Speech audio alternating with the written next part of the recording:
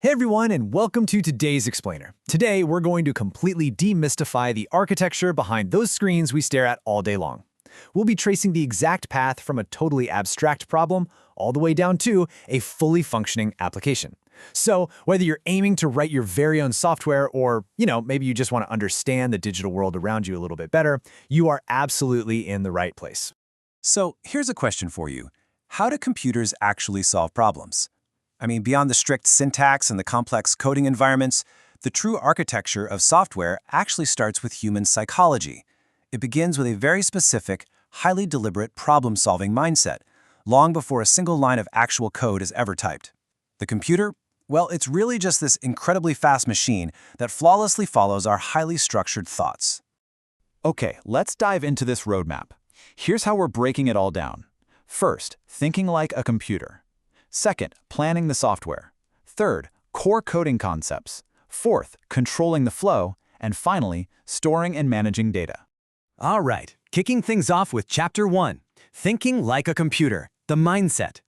So we can break computational thinking down into 6 core concepts, ranging from algorithms all the way to logic. Now, you actually use these intuitively all the time. Think about it like using abstraction to navigate a massive city. You look at a simplified subway map instead of a complex, cluttered geographic one, right? That exact mental filtering, focusing on what matters and ignoring the rest, is exactly how developers approach software architecture. Now, the absolute most fundamental concept here is the algorithm.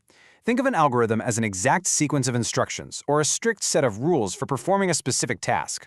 Honestly, it's just like a simple recipe in the kitchen. It is this uncompromising, step-by-step guide that the computer follows flawlessly. If you skip a step or maybe mix things up out of order, well, the cake falls flat and the program's output totally fails. Moving right along to Chapter 2, Planning the Software, the Blueprint. And this brilliantly illustrates exactly how professional applications are built. It's called the Systems Development Lifecycle, or SDLC. Notice the arrows here? It is a continuous, cyclical process. You don't just build a piece of software, dust off your hands and walk away. Nope. You start with planning and analysis to figure out what the business actually needs. Then comes design, where you map out the inputs and outputs. Then implementation. That's where the programmers finally write the actual code. And lastly, maintenance. Because as time goes by, things change, bugs pop up, and the application inevitably needs repair. It's a cycle, and it never truly ends. Now, during that initial planning phase, programmers rely super heavily on what's called pseudocode. Pseudo literally means false, so yeah, this is basically fake code. It's written out using English-like statements to convey the steps of an algorithm, totally skipping the worry about semicolons or super strict programming grammar. It's really the ultimate bridge between human thought and strict machine syntax. It lets developers map out the pure logic perfectly before they get bogged down in the specific, finicky rules of a programming language. Which brings us to Chapter 3, Core Coding Concept, the Building Blocks. So the absolute most basic building block in any language is the variable. Basically, a named storage location in the computer's memory used to hold data. Think of it as a labeled storage box. The label on the outside of the box, like player score, stays exactly the same, but the data you toss in and pull out of that box is constantly updating as the program actually runs. Because computers need to allocate memory efficiently, variables actually come in different data types. Continuing with our storage box metaphor, you need different shapes of boxes depending on what you're storing, right? An integer holds whole numbers, a floating point holds decimals, a character holds just one single letter, while a string holds entire words or sentences. In a Boolean, that's just a simple binary, true or false. By picking the precise data type, developers make sure the code runs incredibly fast and efficiently. But look, as we get more variables and start writing more code, things can get pretty messy, and that is exactly where functions come in. Functions are reusable, self-contained blocks of statements designed to perform one specific task. So instead of writing the same 50 lines of code over and over and over again just to calculate tax, you write it once inside a function called, say, calculate tax. Then, whenever you need it, you just call that name. It completely hides the complex details, organizes everything into neat little modules, and saves programmers from the absolute nightmare of repeating themselves. All right, Chapter 4, Controlling the Flow, the Traffic Cops.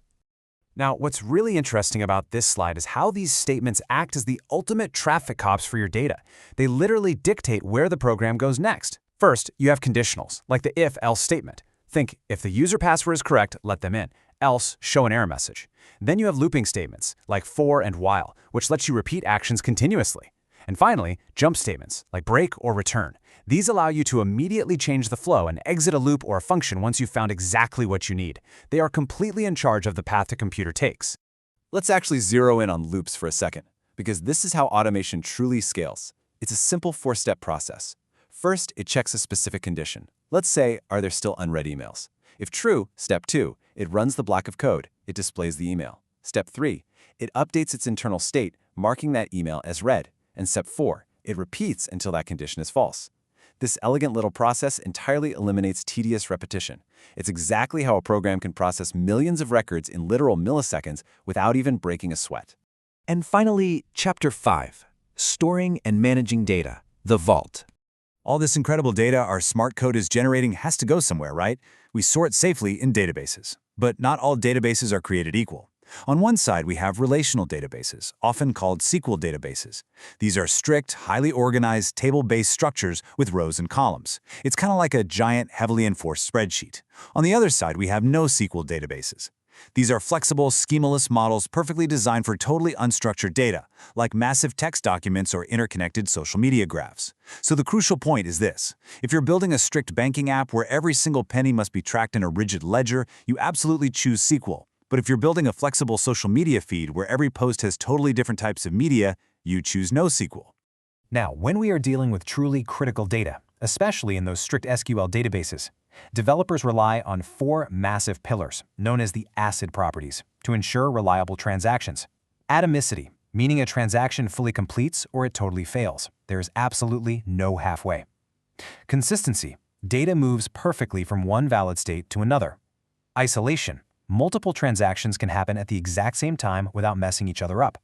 And durability, once that data is saved, it is permanent, even if someone trips over the power cord. These 4 properties are exactly what guarantees that your bank transfers or your online shopping carts never ever lose data. From the computational mindset to flow control, right down to those secure database vaults, you now understand the full, overarching journey of software. You've seen the blueprints and you know the building blocks. So, now that you have this knowledge, what will you build first? Thanks so much for joining me in this explainer, and I'll catch you next time.